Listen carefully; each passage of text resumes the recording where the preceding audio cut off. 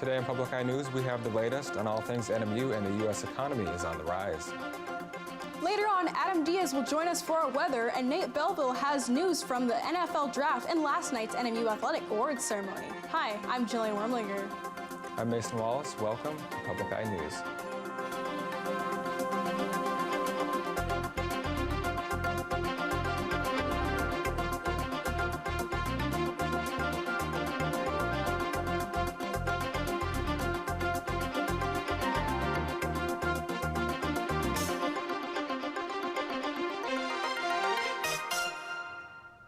Northern Michigan University will offer career exploration camps July 8th through the 10th and July 17th through the 19th.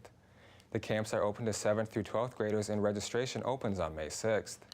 They will take place at the Jacob Eddy Center, and students will receive hands-on experience exploring various careers in auto engine repair, culinary arts, and cosmetology, to name a few. There are half and full day camp options, and the sessions will be led by NMU faculty professionals and professionals from the community. You can find more information on NMU's website. And the Upper Michigan Brain Tumor Center obtained a new microscope for its lab at Northern Michigan University. The microscope enables high-quality fluorescence imaging, which allows faculty and student researchers to distinguish biomarkers associated with glioblastomas. The Superior Health Foundation, which collaborates with NMU and UP Health System Marquette, contributed almost $70,000 to purchase the microscope. The mission of the Upper Michigan Brain Tumor Center is to empower patients and families dealing with brain tumors with advocacy, research, education, and treatment. Tristan Ruiz has been selected as the student commencement speaker for the May 4th graduation ceremony at Northern Michigan University. Originally from Houston, Texas, Ruiz came to NMU to study biochemistry. During his time at NMU, Ruiz was a member of ASNMU student government for 3 years, serving as vice president for 1 semester and president for 2 years. He also was involved in the Student Leader Fellowship Program, ROTC, and Superior Edge programs, and was on the board of directors of the Northwind student newspaper. Ruiz said the main theme of his commencement speech is reminiscing on a student's time in college and looking ahead to the future. The graduation ceremony will be held at 10:30 a.m. on Saturday, May 4th in the Superior Dome, and will be broadcasted live on WNMU TV and streamed online at nmu.edu/commencement. And a senior at Northern Michigan University recently finished a music tribute. Before she graduates with a bachelor's degree in public relations, Northern Michigan University senior Haley Bussell wrote a song titled "Chosen Home" to remember her time at NMU and in Marquette. The video shows the beauty of Lake Superior around Bussell as she plays her guitar. A music video of the tune was produced by seniors Joe Reynolds and Scott Crady and produced by photo and video director Ryan Stevens. And stay tuned. After this break, we'll be back with your national and international news. Welcome to International Jazz Day in St. Petersburg.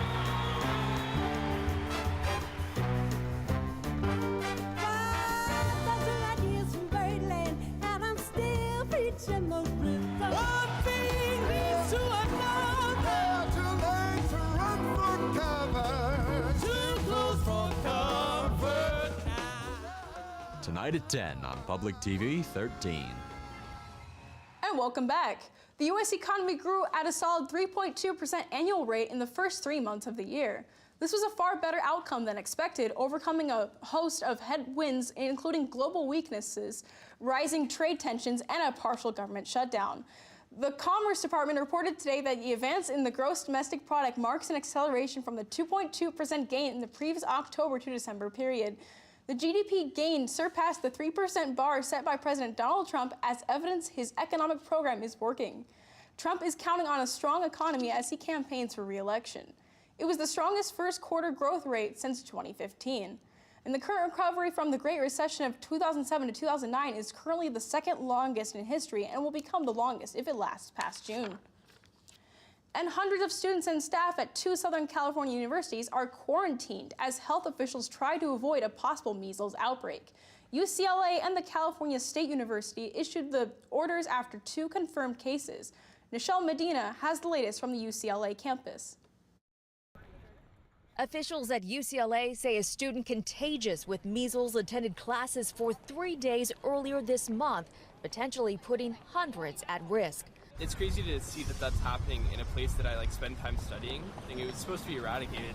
The university says 76 students and 6 faculty members who were exposed are being quarantined until they can prove their immunity. You need to stay at a specified location, and you need to stay there until such time that you are deemed as not likely to come down with the disease. That could be anywhere from 24 hours to 7 days. UCLA officials say they've arranged for those quarantined students to be cared for right here on campus. A similar scene is playing out on the campus of California State University in Los Angeles. A contagious student who used the campus library may have exposed hundreds. About 150 students and library workers could not provide immunization records. They say they have 2,000 visitors in that library a day. Most of them don't sign in or out. So we've had a lot of exposure to folks that we actually can't identify. The quarantines come as the number of measles cases nationwide is at a 25-year high, 695 cases in 2019 so far. Today, President Trump, who has tweeted more than 30 times against vaccination, endorsed the MMR vaccine. They have to get the shot. The vaccinations are so important. This is really going around now. They have to get their shot. Both UCLA and Cal State LA say the buildings affected no longer pose a threat to students. Nichelle Medina, CBS News, Los Angeles. Catholic leaders across Sri Lanka have canceled Sunday Mass indefinitely, and officials urge Muslims to stay home from Friday prayers as fear of more attacks hit the nation since the deadly suicide bombings on Easter. Shops are closed, streets empty, and heavy security patrols continue across the country, although police say the alleged mastermind of the attacks died in one of the bombings. The U.S. Embassy in Sri Lanka warned the public to stay away from places of worship during the weekend, as it's believed some attackers remain at large. Crippled from a long political crisis between the president and prime minister, Sri Lanka's government promised quick action to capture the militants still at large. And many Americans are passing up beer and wine for the hard stuff. Distilleries are benefiting from another year of record spirit sales, and Kenneth Craig discovered it's part of a demand for craft cocktails. We took over this space. It was a raw space. When Alan Katz opened this craft distillery in Brooklyn 7 years ago, making gin and whiskey, it was well before many Americans had an appetite for craft spirits or even knew what they were. Did you feel like you were taking a risk? I did, but it wasn't a concern at the time. It was an exciting risk. What I've seen is an immense evolution. It was the beginning of the renaissance for both distillers and cocktails. For the 9th straight year, distilled spirits have seen record sales. Last year, they were up more than 5%, totaling more than $27 billion. That's paved the way for a surge in craft distilleries nationwide. What we're doing right now is prepping for a gin run. The New York Distilling Company serves up its spirits in cocktails at a bar right next door, where John O'Donnell is a regular. People are looking for quality. They're looking for locally made products. They're looking to support their neighbors. David Osgo from the Distilled Spirits Council says more expensive, high-end alcohol is a big driver in the booze boom. When you look at the millennial generation, they don't really like to buy things, they like to buy experiences. And distilled spirits are really ideally suited for that kind of buying. Katz believes it's a golden age for cocktails. It's probably at its global peak for all time. Of all time? Of all time. Sales here have jumped by nearly 50% in just the past 2 years, part of a thriving cocktail culture that shows no signs of slowing down. Kenneth Craig, CBS News, New York. And after this break, we'll be back with your weather and sports. Stay tuned. Sunday nights on PBS, the place to be for the best of British drama. Beginning with Call the Midwife. This is all your fault. Followed by Les Miserables on Masterpiece. You're a thief. That is long in the past. And Unforgotten on Masterpiece. Form a lie to us. All four have colluded in that lie. Call the Midwife, followed by Les Miserables and Unforgotten on Masterpiece. Sunday night at 8/7 Central, only on PBS. Hi, and welcome back to Public Eye News Weather. I am Adam Diaz, your weatherman for today, and behind me is a little gloomy NMU campus looking up towards the finals. And our current conditions are cloudy. The temperature at 42 degrees, winds northwest at 28 miles an hour, barometric pressure at 29.83 and rising. Looking at tonight, we're also going to be looking at, excuse us for our technical difficulties. Just one moment. Tonight, it will be clear, low of 30, winds north-northwest at 20 miles an hour. Looking towards tomorrow, will be cloudy, the high of 40, winds north at 13 miles an hour. Taking a look across our beautiful UP, starting at Sault Ste. Marie at 47 degrees and cloudy, 45 inside Mastic and also cloudy, and going over to Escanaba at 49 and also cloudy, 53 inside of Menominee and partly cloudy. Moving on to Iron Mountain at 45 and cloudy. Going to Ironwood at 45 also and sunny. Houghton at 42 and partly cloudy. And beautiful Marquette at 42 and cloudy. Looking into our week ahead, we are looking at Sunday, the high of 46, the low of 35, and mostly cloudy. Monday, the high of 41, the low of 35, and showers. Tuesday, the high of 45, the low of 34, and cloudy and some wind.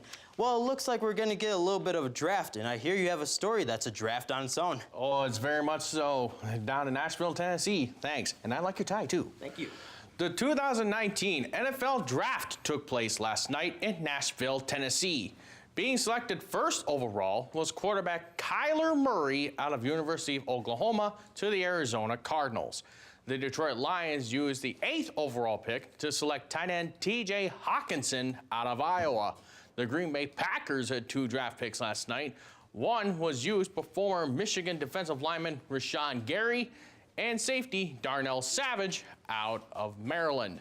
The Chicago Bears have yet to pick until the 3rd round. The draft will continue through tonight as 2nd and 3rd round picks will be announced at that time. In a sold-out event, the school hosted their inaugural NMU Athletic Awards, and the awards were passed in several categories. The notable ones include goaltender Atte Tolvanen's goal-winning play of the year, basketball star Naba Eccles, and hockey forward Troy Loggins winning Male Athlete of the Year, and women's basketball player Darby Youngstrom winning Female Athlete of the Year. Along with the athletic awards, a few contributing and fan awards were given out to Todd Sticks Honch, and senior Aaron Rokow. Well, folks, that'll do it for Public Eye News for the 2018-19 school year. Here with me right now are departing producers Sarah Jepson, Eric Zaprio, and Todd Rose. Todd, you got some words for us? Yeah. Before we take off for one final time here for the semester, I just want to say a big thank you to all the students that have come down these, not only this semester, but all the semesters that we've been down here. Yeah, come on in, guys. Come on in. Get in here. And just a big thank you to everybody, all the seniors who are leaving us. Eric, you'll be leaving over here. Yep. Nate's leaving us. Mason, Isabel, and Miranda, who aren't here right now, also leaving at the end of the semester. So big thank you to everybody. Of course, want to thank Eric, Sarah, you guys for being great to work with. Been 3 great semesters of working with wonderful people down here, and just want to thank every single person that has made this possible and a wonderful experience. And of course, want to thank you, the viewers at home, for making what we do mean something and for tuning in every day. It's just been a wonderful, wonderful experience to bring you news each and every day here on Public TV 13. Of course, want to thank WNMU Public TV 13 as well. Without them, none of us are here together today to make friends and get some great experience down here. So it's been a wonderful 3 semesters with everybody here. Some of you guys longer, on air and behind the scenes. And just want to say I'm very proud of each and every one of you for all the work that you've done down here. And you're all going to do great things, and look forward to seeing them in the future. But that's all we have for you today. Thank you all very much for a great year of Public Eye News. We'll see you in the fall.